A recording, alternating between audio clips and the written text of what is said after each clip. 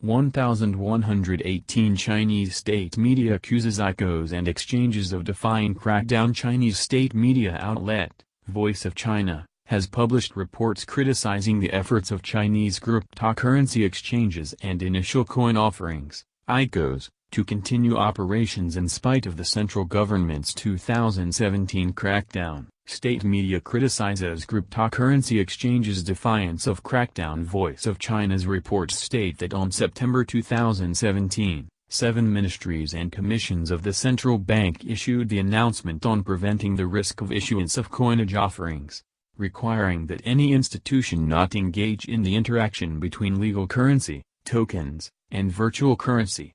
One of the reports states that despite the official ban, companies operating in the cryptocurrency sector sought to take advantage of the rising tide of rising Bitcoin prices, and alleges that many of China's cryptocurrency exchange platforms immediately set up overseas websites and continue to provide digital currency services to mainland users as overseas companies. Voice of China targets OKX. The Voice of China reports pays considerable attention to OKX, accusing the company of using shell companies to obfuscate its Chinese operations, in addition to offering unlicensed securities.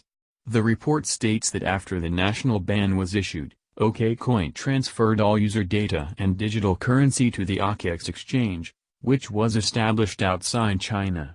Voice of China also quote an OKX customer who believes that the company is only nominally moving the company overseas, claiming to be headquartered in Belize, and the team is Hong Kong, but in fact, still operates the entire company in Beijing, and the users are almost all Chinese. State media claims number of Chinese ICOs increasing despite ban. Voice of China also published a report focusing on initial coin offerings that accuses many Chinese ICOs of operating in clear defiance of the central government's directives. The report states that the September document issued by various Chinese government institutions declared the issuance of tokens is essentially an unauthorized and illegal public financing. The document accused many ICOs of violating financial laws through illegally issuing tokens, the illegal distribution of securities, and illegal fundraising, in addition to financial fraud, pyramid schemes and other illegal and criminal activities.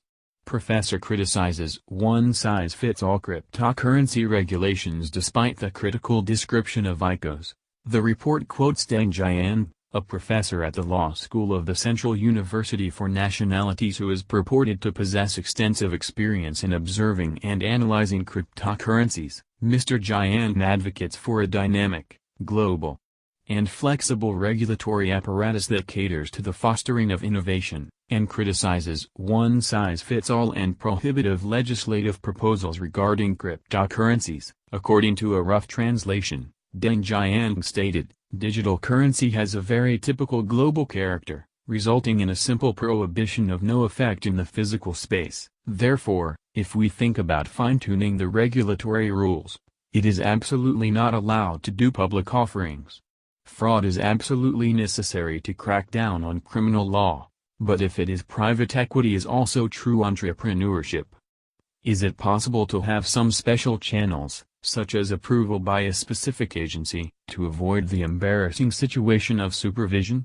This thing is worth rethinking." Do you think that China will be able to crack down on the continued operation of cryptocurrency platforms that are based offshore yet target Chinese investors?